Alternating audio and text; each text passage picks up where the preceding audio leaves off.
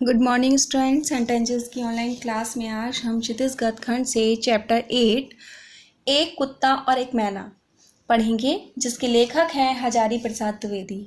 हजारी प्रसाद द्विवेदी बहुत ही प्रसिद्ध लेखक रहे हैं साहित्य में। देखिए, हजारी प्रसाद का जन्म 1907 में गांव आरा दुबे का छपरा, जिला बलिया, उत्तर प्रदेश में हुआ। उन्होंने उच्च शिक्षा काशी हिंदू विश्वविद्यालय से प्राप्त की तथा शांति निकेतन, काशी हिंदू विश्वविद्यालय एवं पंजाब विश्वविद्यालय में अध्यापन कार्य किया।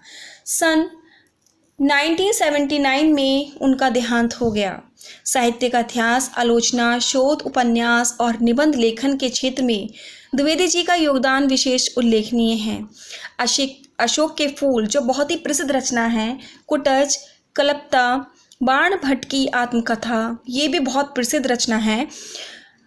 पुनर्वा, हिंदी साहित्य का उद्भव, विकास, हिंदी साहित्य की भूमिका, कबीर, उनकी प्रसिद्ध कृतियां हैं।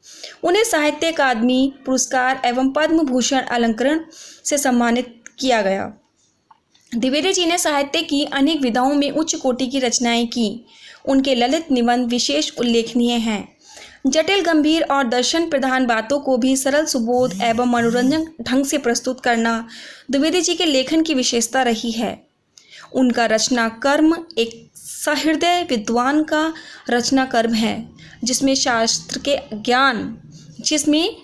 के ज्ञान, परंपरा के बोध और लोक जीवन के अनुभव का सृजनात्मक सामंजस्य है। तो इस प्रकार हजारी प्रसाद द्विवेदी के विशेषताओं का उल्लेख किया गया है। देखिए, उन्होंने अपनी रचना में किस प्रकार एक कुत्ता और एक मैना निबंध में न केवल पशु पक्षियों के प्रति मानवीय प्रेम प्रदर्शित है, बल्कि पशु पक्षियों से मिलने वाले प्रेम, भक्ति, विनोद और करुणा जैसे मानवीय भावों का विस्तार भी है। इसमें रविंद्रनाथ की कविताओं और उनसे जुड़ी स्मृतियों के सहारे गुरुदेव की संवेदनशीलता, आंतरिक विराटता और सहजता के चित्र तो उकेरे ही गए हैं। पशु पक्षियों के संवेदनशील जीवन का भी बहुत सूक्ष्म निरीक्षण है। ये निबंध सभी जीवों से प्रेम की प्रेरणा देता है। तो इस प्रकार देखिए, अपने रचना में लेखक क्या कहना चाहते हैं। आज से कई वर्ष पहले गुरुदेव के मन में आया कि शांति निकेतन को छोड़कर कहीं अन्यत्र जाएं। अन्यत्र से तात्पर्य है कहीं दूसरी जगह जाएं। स्वास्थ्य बहुत अच्छा नहीं था, शायद इसीलिए या पता नहीं क्यों तय पाया कि वे श्री निकेतन के पुराने तिमंजिले मकान में कुछ दिन रहें। तय पाया से मतलब है निश्चित किया, उन्होंने निश्चित किया। शायद मौज में आकर ही उन्होंने ये निर्णय लिया हो। वे सबसे ऊपर के तल्ले में रहने लगे। तल्ले से तात्पर्य है मंजिल में। उन दिनों ऊपर तक पहुंचने के लिए लोहे की चक्करदार सीढ़ियां थीं और वृद्ध और क्षीण बपू रविंद्रनाथ के लिए उस पर चढ़ सकना असंभव था। क्षीण बपू से तात्पर्य है कमजोर शरीर वाले, उनके लिए असंभव था। फिर भी बड़ी कठिनाई से उन्हें वहां ले जाया जा सका। उन दिनों छुट्टियां थीं, आश्रम के अधिकांश लोग बाहर चले गए थे।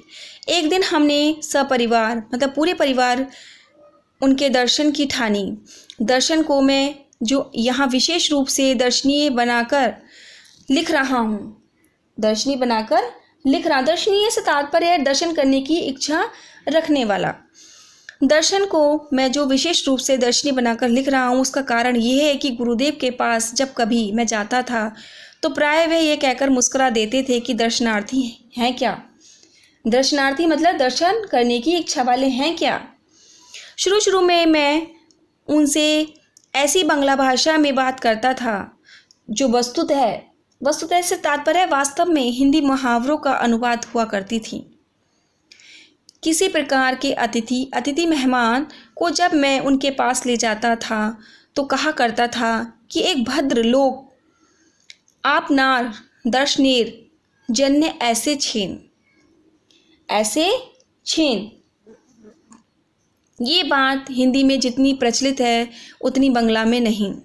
इसलिए गुरुदेव जरा मुस्कुरा देते थे। बाद में मुझे मालूम हुआ कि मेरी भाषा बहुत अधिक पुस्तकीय है और गुरुदेव ने यह दर्शन शब्द को पकड़ लिया। इसीलिए जब कभी मैं असमय में पहुंच जाता था तो वह हंसकर पूछते थे, दर्शनार्थी लेकर आए हो क्या? यहाँ ये दुख के साथ कह देना चाहता हूँ कि अपने देश के दर्शनार्थियों में कितने ही इतने प्रगल्भ होते थे। प्रगल्भ से तात्पर्य है बाचाल, जहाँ की ठीठ, समय असामय, स्थान अस्थान, अवस्था अनवस्था की एकदम परवाह नहीं करते थे और रोकते रहने पर भी आ ही जाते थे। ऐसे दर्शनार्थियों से गुरुदेव कुछ भीत से रहते थे। कुछ भीत से रहते, मतलब भीत से तात्पर्य है डरे हुए से रहते थे, अकेले रहते थे। मैं बाल बच्चों के एक दिन श्री निकेतन जा पहुंचा। कई दिनों से उन्हें देखा नहीं था। गुरुदेव वहाँ बड़े आनंद में थे, अकेले रहते थे। भीड़ भाड़ उतनी नहीं होती थी जितनी शांति निकेतन में। जब हम लोग ऊपर गए तो गुरुदेव बाहर एक कुर्सी पर चुपचाप बैठे थे। हम पहुँचे तो वे चुपचाप बैठे थे। अस्तगामी सूर्य की ओर ध्यान स्तमित नैनों से देख रहे थे। कैसे देख रहे थे? अस्तमित। अस्तगामी से तात्पर्य है डूबता हुआ, मतलब जब सूरज डूबता हुआ उस स्थिति में। ध्यान स्तमित से तात्पर्य है ध्यान की मुद्रा में स्थित, ध्यान की मुद्रा में स्थित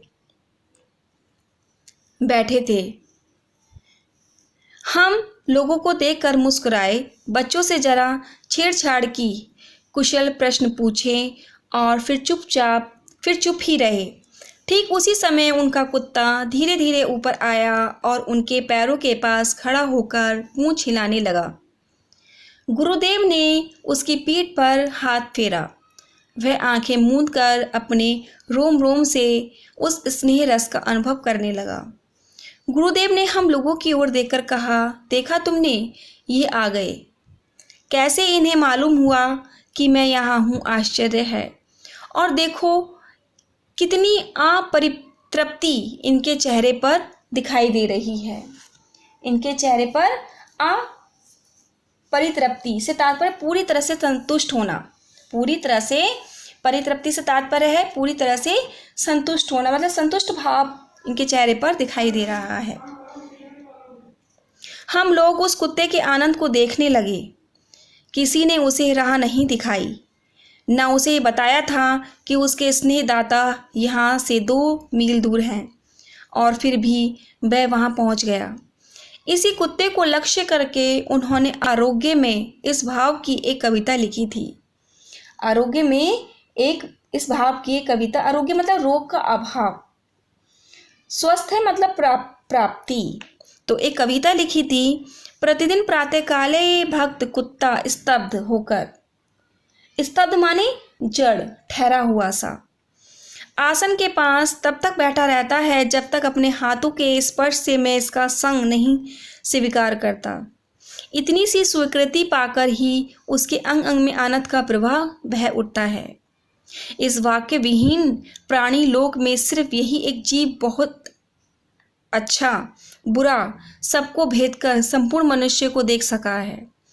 ये आनंद को देख सका है जिसे प्राण दिया जा सकता है, जिसमें ऐतुक प्रेम डाल दिया जा सकता है। प्रेम डाल दिया जा सकता है। कैसा प्रेम डाल दिया जा सकता है? हेतुक, जिसकी चेतना असीम चैतन्य लोक में राह दिखा सकती है। असीम चैतन्य लोक में राह दिखा सकती है। कैसे दिखा सकती है? राह। चेतना से तात्पर्य है प्राण। असीम चेतना से जो संसार पूरी तरह से चेतन है, जो संसार पूरी तरह से चेतन है, अर्थात परमात्म लोक। जब मैं इस मूक से तात्पर्य है मौन, हृदय का प्राणपण आत्मनिवेदन देखता हूँ। प्राणपण से तात्पर्य है कि जान की बाजी। आत्मनिवेदन से तात्पर्य है स्वयं को समर्पित कर देना। तो मैं देखता हूँ जिसमें वह अपनी दीनता बताता रहता है। दीनता से तात्पर्य है बेचारगी, असहायता। तब मैं ये सोच नहीं पाता कि उसने अपने सहज बोध से सहज बोध से तात्पर्य है स्वाभाविक ज्ञान से मानव रूप में कौन सा मूल्य आविष्कार किया है। इसकी भाषाहीन दृष्टि की करुण व्याकुलता से जो कुछ समझती है उसे समझ नहीं पाती और मुझे इस दृष्टि में मनुष्य का सच्चा परिचय समझा देती है। इस प्रकार कवि की मर्मभेदी दृष्टि ने इस भाषाहीन प्राणी की करुण दृष्टि के भीतर उस विशाल मानव सत्य को देखा है जो मनुष्य के अंदर भी नहीं देख पाता, जो मनुष्य के अंदर भी।